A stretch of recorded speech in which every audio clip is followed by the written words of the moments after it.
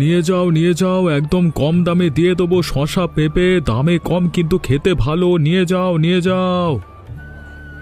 তোমার এই শুকনো শুকনো শশা পেঁপেকে কিনবে? এই তাকিয়ে দেখো সবজিগুলোর দিকে, শুকিয়ে দড়ি হয়ে গেছে একদম। কি করব ভাই, আমার ওই একটি মাত্র পেঁপে গাছ, আর গাছে যেটুকু ফলন হয় তাই হাটে নিয়ে আসি। আমার কাছে তো এছাড়া অন্য কোনো উপায় নেই। দিনের পর দিন সবজিগুলো না বিক্রি হলে পরে থেকে থেকেই এই অবস্থা হয় আর কি। আমার সবজিগুলোর দিকে তাকিয়ে দেখো কানুদা, দেখলে খেতে ইচ্ছে করবে।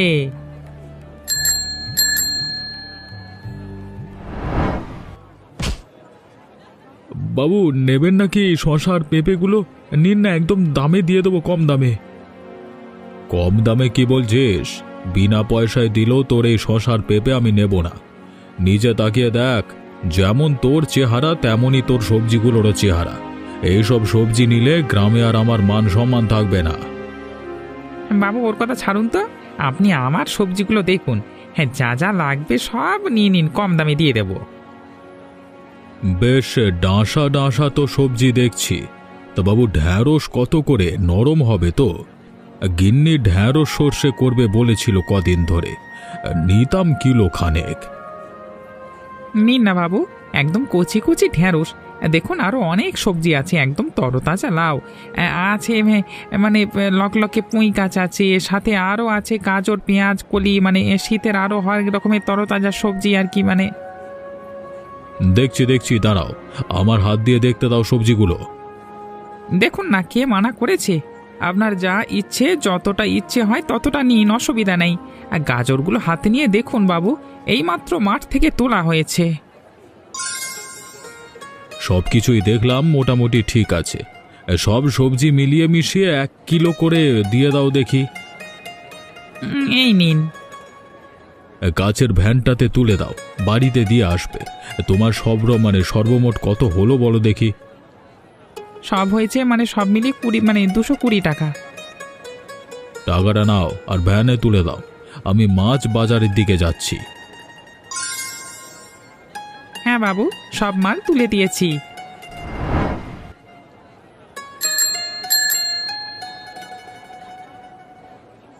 সত্যি আমার কপালটা কি খারাপ, টাকার অভাবে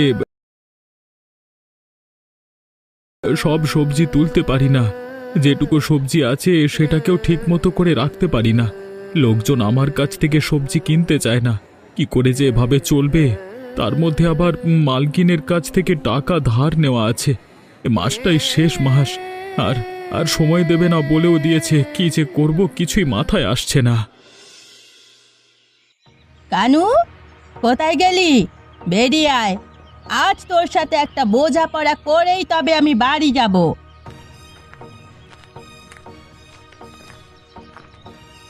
ও মালকিন, আপনি আসুন, ভেতরে আসুন। আমি ভেতরে বসতে আসিনি, এসেছি কানুকে ধরতে। কি হয়েছে মালকিন, কোনো গন্ডগোল হয়েছে কি? গন্ডগোল বলে গন্ডগোল? এ তো বেজায় গন্ডগোল। তোমার বর আমার কাছ থেকে সেই 10,000 টাকা 6 মাস আগে ধার করেছিল। বলেছিল তুমি নাকি অসুস্থ, তাই তার চিকিৎসা করাতে টাকা লাগবে। সেই টাকা সুদ সহ 1 মাস পরে ফেরত দেবার কথা ছিল। আমি নেহাত গরিব মানুষ বলে এই ঘর বন্ধক রেখে টাকা দিয়েছিলাম। আজ 1 মাসের গায়ে 6 মাস হয়ে গেল, সেই টাকা সুদ দুরস্ত টাকা দেওয়ারও নাম ধরছে না। আপনি তো জানেন আমাদের কেমন অবস্থা, এখন বলুন কি করে আপনার টাকা শোধ করব? এসব কথা আমি শুনতে চাই না। শীতকাল চলে এসেছে, জানো তো প্রতিবার শীতকালে আমি গোটা গ্রাম খাওয়াই। আমার এই মুহূর্তে টাকার খুব প্রয়োজন, আর 15 দিন পরেই আমার বাড়ির অনুষ্ঠান। কানু এলে বলে দিও কাল সকালে আমি টাকা আনতে আসবো। আর তা যদি না দেওয়ার মুরত থাকে তাহলে যেন আজ রাতের মধ্যেই জিনিসপত্র গুছিয়ে নিয়ে বেরিয়ে যায়। আমি কিন্তু আর সময় দেব না। ঠিক আছে, আজ রাতে ফিরুক, আমি সব বলবো। সকাল থেকে সন্ধ্যা পর্যন্ত সবজি বেচতে যায়, যতক্ষণ না ফিরছে আমি তো কিছু বলতে পারবো না। আমি বলে গেলাম, তোমরা এবার যেটা ভালো বোঝো সেটা করো। যদি সকালের মধ্যে টাকা না পাই আমি কিন্তু এই ঘর দখল করব বলে দিলাম। এখন আমি আসছি। তোদের এই গরুটা কি সুন্দর রে, কাছে গেলেও শিং দিয়ে গুতায় না। ভালো তো বটে, সবার সঙ্গেই খেলা করে।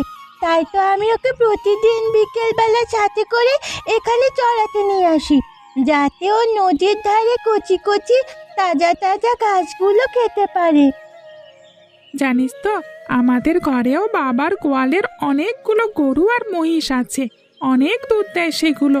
ওরা না খুব মারকুটে, কাছে গেলেই শিং দিয়ে গুঁতিয়ে দেয়। আমার গরু কি সুন্দর আমার কথা শোনে, ওকে কেমন ডাকি আরো সুরসুর করে চলে আসে। ডাক দেখি, কেমন তোর কথা শোনে দেখি। আয় তো, আমার কাছে আয় তো। দেখলি কি সুন্দর আমার কাছে এসে বসে গেল। বাহ, কি সুন্দর গরু। চল এবার আমরা খেলি ও ঘাস খাক, চল। কি খেলবি বল, তুই বল, আজ তুই যা বলবি আমি তাই খেলবো। তাহলে চল নদীর ধারে কুমির ডাঙা খেলি, বেশ ভালো লাগবে। শীতের রোদ পড়া মিঠা বিকেলে কুমির ডাঙা খেলতে ভালো লাগবে। তুই কুমির হ। বেশ বেশ, তাই হচ্ছি। কুমির তো জলে নেমেছি, ধর ধর। দাঁড়া, দেখাচ্ছি তোর মজা, একটিবার ধরতে পারি।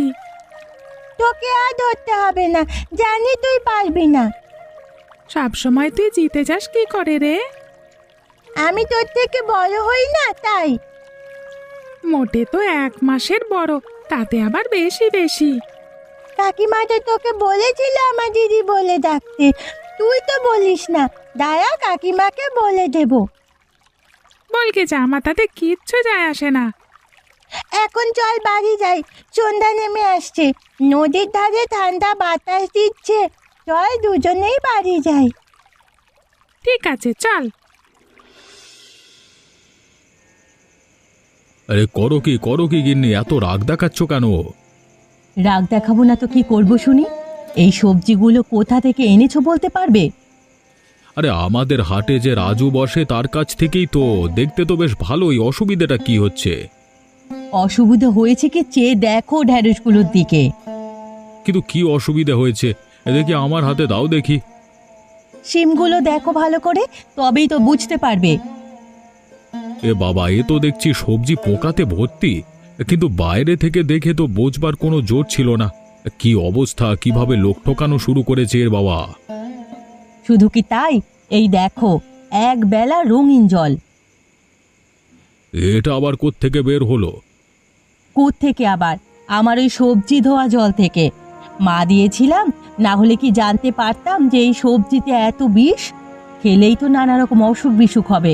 বাচ্চা কাচ্চা নিয়ে ঘর করি, একটু দেখে শুনে তো বাজার থেকে জিনিসপত্র আনবে। আমি দেখে শুনিয়ে এনেছি গিন্নি, একমাত্র ওই বেটা রাজুর কাছেই সব টাটকা তরতাজা সবজি থাকে।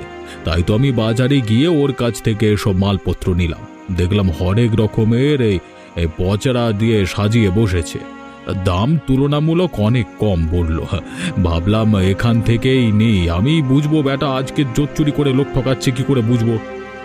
তুমি এখন বলো, এই সন্ধেবেলা আমি এখন কোথা থেকে সবজি পাবো? রাতে তো গায়ের হাটও বন্ধ থাকে, আর সব সবজি যেভাবে পোকা বেরিয়েছে, আমাদের এত বড় সংসারে কোনো মতেই রান্না হবে না। এখন তাহলে ওই সবজি আনতে সদরে যেতে হবে। এই তো এখন সদরে গেলে ফিরতে ফিরতে সে রাত্রি 9টা-10টা বাজবে। আমাকে তো বাড়ির সকলের জন্য রান্না করতে হবে নাকি? আমি ভাবছি কি করা যায়। আচ্ছা, বিপদে পড়া গেল তো। তুমি বলো আমাদের কোনো চাকরকে রাজহাঁসের কিছু ডিম আনতে। যদি ডিম পায় তা দিয়ে আজকে রাতটা চালিয়ে নাও। কালকে সকালে তোমার জন্য সবজি, মাছ, মাংস আর সব ভালো ভালো জায়গা থেকে মজুত করে এনে দেব। তাই করছি। ওখানে হয়তো পাওয়া গেলে পাওয়া যেতেও পারে, না হলে আবার সদরে কাউকে পাঠাতে হবে। কাল তুমি শহরে যাবে বলে তো আজকে মাছও কম এনেছো, না হলে তো ওই যে রাতেই চাপিয়ে দিতাম। তাড়াতাড়ি দেখতে বলো, না হলে আমি ব্যবস্থা নিচ্ছি। এখন আর এত কিছু ভাবার সময় নেই গিন্নি। মালকিন যখন একবার বলে দিয়েছে কালকে সকালে টাকা না পেলে ঘর দখল করে নেবে, তখন কালকে সকালে সে ঘর দখল নেবেই। কারণ এমনিতেও আমি টাকা দিতে পারবো না, আর অমনিতেও আমি টাকা দিতে পারবো না। তাই বলে এভাবে হঠাৎ করে ঘর ছেড়ে চলে আসা কি ঠিক? কোথায় যাব তার তো ঠিক নেই। এই তো শীতের রাত, তার উপর আমাদের সাথে ছোট্ট মেয়েটাও আছে। কথা বলো না তো, আমার ভালো লাগছে না। চলো চলো তাড়াতাড়ি চলো, আপাতত গ্রামের সীমানাটা পেরিয়ে চলো, তারপর দেখছি কি করা যায়। সকালবেলায় সবার সামনে আমি অপমানিত হতে পারবো না, তার থেকে ভালো এই রাতের আঁধারে চুপচাপ বেরিয়ে পড়া। সঙ্গে তো জমানো কিছু টাকাও নেই যে কোথাও গিয়ে উঠবো। কে বা আমাদের থাকতে দেবে? আর তুমি তো এমন পড়াশোনাও জানো না যে শহরে কেউ তোমায় কাজ দেবে। আরে একই অন্ধকার রাস্তা দেখে শুনে চলো। আমার সঙ্গে যখন এসেছো আমি তোমাকে জলে ভাসিয়ে দেব না, একটা কিছু ভেবেই এসেছি ধরে নাও, বুঝলে? ওমা, ঘুম পাচ্ছে, আমি আর চলতে পারছি না। আর একটু মা, গ্রামের সীমানা প্রায় পেরোতে চললো, একটু গেলেই আমরা আমাদের গন্তব্যে পৌঁছে যাব। তুমি কি আমাদের ওই গ্রামের বাইরে যে জমিটা আছে ওখানেই নিয়ে যাচ্ছ? ধুধু মাঠ, যেখানে কোনো ফসল আবাদ হয় না, সারা বছর খালি পড়ে থাকে। ওটা তো একটা ছটার জায়গা, ফসল ফলে না বলে ওই যেমন তার পাশে কেউ যেতে চায় না, কেউ কিনতেও চায় না। তুমি ঠিকই ধরেছো, আমি ওখানে যাচ্ছি। আমাদের সব মাঠের মধ্যেখানে মাঠ আছে, তাও আবার কতটুকু জায়গা। চলোই না, কপালে থাকলে ওই মধ্য মাঠেই সংসার হবে। বংশ পরম্পরায় বাপ ঠাকুরদার কাছ থেকে ওটুকু জমিখানা পেয়েছি, কোনোদিন কোনো কাজে লাগে না বলে ওর দিকে ফিরেও তাকাইনি। আজকে ভাগ্য পরখ করে দেখি, যদি মাঠের মধ্যে আমাদের ভাগ্য খোলে। চলো চলো তাড়াতাড়ি চলো, কালকে সকালের মধ্যে যা হোক করে একটা কুটির বানিয়ে ফেলতে হবে। গাছপাতার অভাব হবে না, কাছাকাছি বন আছে। আর আমি সন্ধ্যায় তোমার মুখ থেকে এসব কথা শুনে কয়েকটা বাঁশ জোগাড় করি, মানে রেখে এসেছি আর কি। চলো চলো, পা চালাও, আর দেরি করা যাবে না, চলো। হ্যাঁ বাবু, কি সবজি দেবো বলুন? আজকে আরো টাটকা টাটকা সবজি তুলেছি।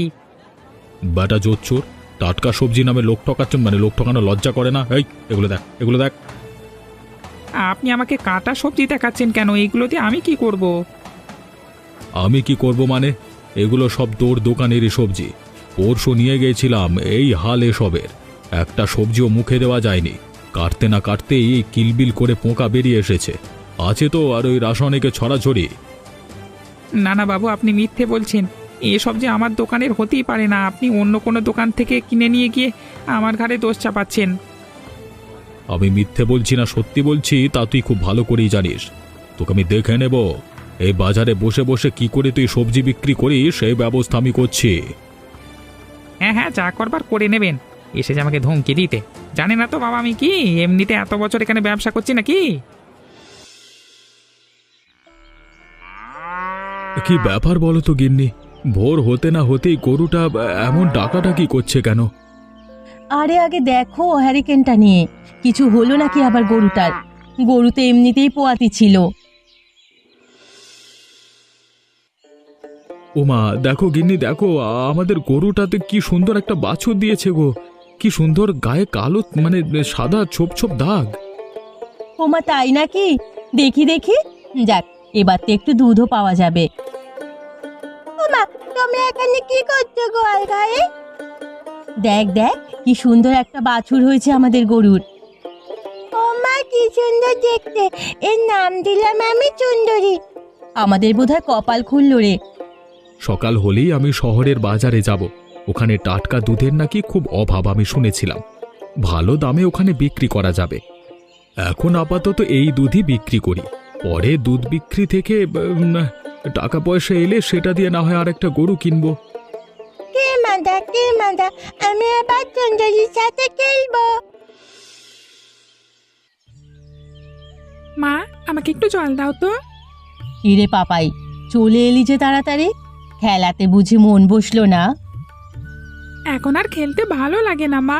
আগে তাও নদীর ধারে যেতাম, ওখানে দীপাদি আসতো, দুজন মিলে কত খেলা করতাম। সাথে আবার ওদেরও সুন্দর গরুটাকে আনতো। জানো মা, ওদের গরুটা না খুব ভালো, কাউকে নিতে হয় না। হ্যাঁ শুনেছিলাম, ওরা তো নাকি ঋণের দায়ে ঘর বাড়ি ছেড়ে মাঠের মাঝখানে সংসার পেতেছে। একটা বাজা জমিনে কি ছিল, ও এখন ওরা ওখানে ঘর বাড়ি বানিয়ে থাকছে। একবার ওদের কাছে নিয়ে যাবে আমায়? জানিস তোর বাবাকে এইসব শুনলে আবার রাগারাগি করবে। একবার বাবাকে বলেই দেখো না মা, বাবা কিছু বলবে না। ঠিক আছে, এখন দুধের গ্লাসটা ধর দেখি, তাড়াতাড়ি খেয়ে পড়তে বস। আমি কিন্তু খেয়ে নিচ্ছি, তুমি কিন্তু বাবাকে বলবে। বেশ বেশ, বলবো। তোর মা কোথায় রে? ঘর তোর বন্ধ কেন? ও আচ্ছা, তোমাকে তো বলা হয়নি। মা মনে হয় মানবীছির বাইরে গেছে, বলছিল আমাকে আজ যাবে, কি যেন গাছে বীজ আনতে যাবে। ও আচ্ছা আচ্ছা, তাহলে তো ফিরতে দেরি হবে। সেই মাঠ পেরিয়ে গ্রামে ওদের বাড়ি। তুই বরং চল, হাত মুখ ধুয়ে দুটো মুড়ি খাই। তাই চলো বাবা, তুমি হাত মুখ ধুয়ে এসো, আমি তোমাকে মুড়ি ভেজে দিচ্ছি। শশাটা তো বেশ খেতে, কোথায় পেলি রে? বাবা, এসব তো আমাদের গাছের শশা। জানো কত শশা হয়েছে, সাথে আরো কত কত সবজি, বাড়ির পেছনে পুরো বাগান হয়ে গেছে। কি বলিস রে? সামনেও তো অনেক সবজি হয়েছে। সবজিগুলো খুব পরিপুষ্ট। পরিপুষ্ট হবে না বলো? সব তো আমাদের গোবর সারে হচ্ছে। গরু আর বাছুর দুটো মিলে যা গোবর দিচ্ছে, সেগুলোকে সার করেই তো মা সব গাছ লাগাচ্ছে। আর সাথে আর কাছের নদীর জল। যে জমিতে 1 ছটাক ফসল ফলানো যেত না, এ জমি থাকা সত্ত্বেও আমরা ভিখারি ছিলাম। এই মাঝ মাঠে তো কেউ আসতোই না। এই মাঝ মাঠেই তোর মা একদম বাগান করে ছেড়েছে দেখছি। মা তো একথাও বলেছিল, তুমি যদি অনুমতি দাও তাহলে মা কাল থেকে হাটে গিয়ে সবজিগুলো বিক্রি করে আসবে। কারণ অনেক সবজি পড়ে পড়ে নষ্ট হচ্ছে, আমরা আর কত খাবো বলো? তুমি দুধ বিক্রি করতে যেতে, আর মা আর আমি না হয় হাটে গিয়ে সবজি বিক্রি করে আসতাম। কে মানা করেছে? নিজের বাড়ির জিনিস হাটে বিক্রি করতে চাইছিস? আরও তো চুরি করে নিয়ে যাসনি। কাল থেকে না হয় তোর মাকে বলিস হাটে যেতে। বেশ বেশ, তুমি এখন মুড়ি কথা খেয়ে নাও। নিয়ে যাও, একদম টাটকা টাটকা সবজি কম দামে নিয়ে যাও।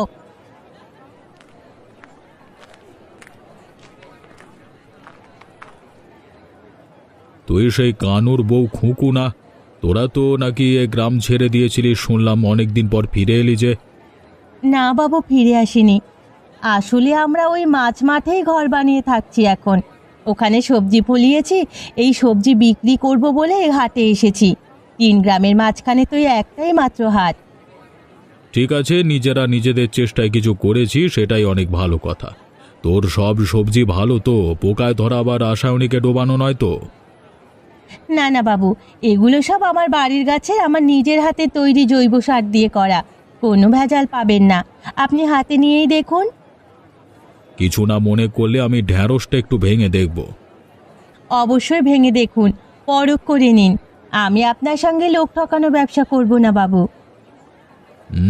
ঢ্যাঁড়সটা তো ভালোই দেখলাম, বেশ তরতাজাও দেখলাম। তুই আমাকে ঢ্যাঁড়স 1 কিলো, বরবটি 500, সাথে শিম 500 দিয়ে দে দেখি।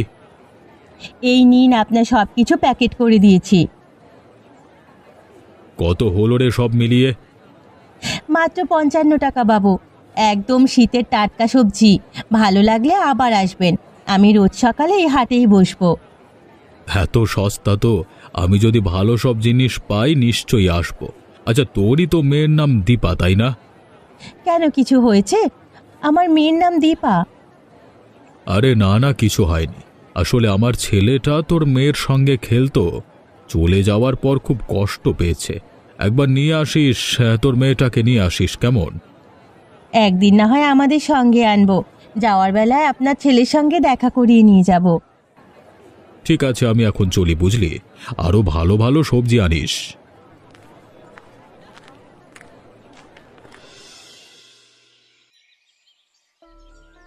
কানু তো দেখি এখানে একদম বাগান সাজিয়ে বসেছে। আবার একটা দুধের গাই বাছুরও আছে দেখছি। ব্যাটার কপাল দেখছি খুব ভালো। কি ব্যাপার কাকু, তুমি ওরকম আমাদের বাড়ির সামনে দাঁড়িয়ে বিবি করছো কেন? বিড়বিড় করছি না রে, তোর বাপের ভাগ্য দেখে আমার হিংসা হচ্ছে। কাকু, হিংসা করছো কেন? তোমার তো টাকা পয়সার কোনো অভাব নেই, সবজি বিক্রি করে তোমার তো অনেক অনেক টাকা। একটুখানি মেয়ে, তার আবার বড় বড় মুখের কথা। তোর বাপকে বলবো? যাও না, গিয়ে বলো, আমিও সবাইকে বলে দেব। তুমি পোকা সবজি বিক্রি করো? আমাকে ধরবে? দাঁড়াও, তোমার মজা দেখাচ্ছি। সুন্দরী, কোথায় গেলি রে? দে তো রাজু কাকুকে গুটিয়ে। দাঁড়া রে, তবে এই তোকে ধরে উচিত শিক্ষা দিচ্ছি আমি, দাঁড়া। ওরে বাবা রে, এ বাছুর আর মেয়ে মিলে আমাকে মেরে ফেললো রে। কে কোথায় আছো, বাঁচাও। দাও দাও, হাত দাও। উঠে পারো গো, তোমার গুটাবে না, এমনি ভয় দেখাচ্ছিল, যাতে তুমি আর পরে কোনোদিন দুষ্টুমি না করো, বুঝলে? বাবা রে, ওরে বাবা, কি ডাকাতে মেয়ে রে বাবা। বুঝলে কাকু, কখনো কারো ক্ষতি করতে নেই, কাউকে হিংসা করতে নেই, তাতে নিজেরই ক্ষতি হয়। তুমিও বাবার মতো সবজি বলিয়ে দেখোই না, তাহলে হয়তো তোমারও আরো বেশি করে সবজি বিক্রি হবে। লোক না থাকালেই তো হয়। ঠিক বলেছিস রে মা, আজকে তুই আমার চোখ খুলে দিলি। সত্যি তো, এতদিন কত লোক ঠকিয়েছি, যে বিষ আমি লোককে খাইয়েছি তা তো আমার বাড়ির লোকও খেতে পারতো। আজ থেকে আমি অসহায়, আর সবজি বিক্রি করব না রে। বেশি লাভ দরকার নেই, আমার সৎ পথে উপার্জন করব আমরা। এই তো ভালো কাকুর মতো কথা।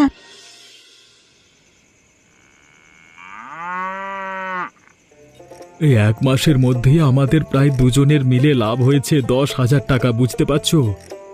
সত্যি সত্যি, বিয়ে হওয়ার তো কখনো এই সংসারে এত টাকা আমি চোখে দেখিনি। শহরে আমাদের দুধের চাহিদা খুব বেশি, জানো তো, কারণ আমরা তো অন্যদের মতো দুধে জল মেশাই না। আমারও কি সবজির খরিদ্দার কম নাকি? জানো তো, মোড়ল মশাই আজকাল আমার থেকেই সবজি নেন। তাই নাকি? হ্যাঁ গো হ্যাঁ, উনি তো এও বলেছেন ওনার বাড়িতে এরপর কোনো বড় অনুষ্ঠান হলে আমাকে এই সবজির অর্ডার দেবেন। পারবে তুমি অত সবজি যোগান দিতে? পারবো না মানে বেশ পারবো। আমাদের পেছনে আর যেটুকু জমি আছে ওটাতে আমি অনেক অনেক সবজি লাগাবো।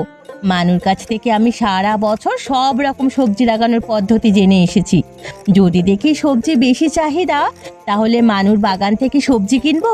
ও খুব ভালো সবজি চাষ করে, কম দামে মানুষকে বিক্রি করে, পাইকারি তুলে হাটে বিক্রি করব। তোমার মাথায় তো খুব বুদ্ধি। আমিও ভাবছি এখান থেকে কিছু টাকা নিয়ে এই মাসে আর একটা গরু সমেত বাছুর কিনে আনবো, আরো বেশি বেশি করে দুধের যোগান দিতে পারবো। তাই করো তাই করো। 1,500 টাকা এই মাসের সংসার খরচ আর সব কিছু কেনাকাটার জন্য রইলো, বাকি টাকাটা জমা থাক। এইভাবে জমা করে করে শেষে আমরা পাকা বাড়ি তোলার চিন্তা ভাবনা করব, কি বলো? একদম, আমাদেরও তো ভাবতে হবে ভবিষ্যতে কি করব। আর কাছাকাছি জমিগুলো অনেক কম দাম, যেহেতু এখানে তেমন চাষাবাদ হয় না, পারলে কাছাকাছি কিছু জমি আগে কিনে রাখবো, না হয় বাড়ি বানানোর কথা ভাববো। তুমি যেটা ভালো বুঝবে সেটাই করবে, আমি সব সময় তোমার পাশে আছি। চিন্তা করো না গিন্নি, পরের বছরের শীতের মধ্যেই আমাদের এই মধ্য মাঠের সংসার আরো বাড়িয়ে তুলব। নিশ্চয়ই। এমনই মজার মজার কার্টুন পেতে আমাদের চ্যানেলটিকে সাবস্ক্রাইব করতে ভুলবেন না। ধন্যবাদ।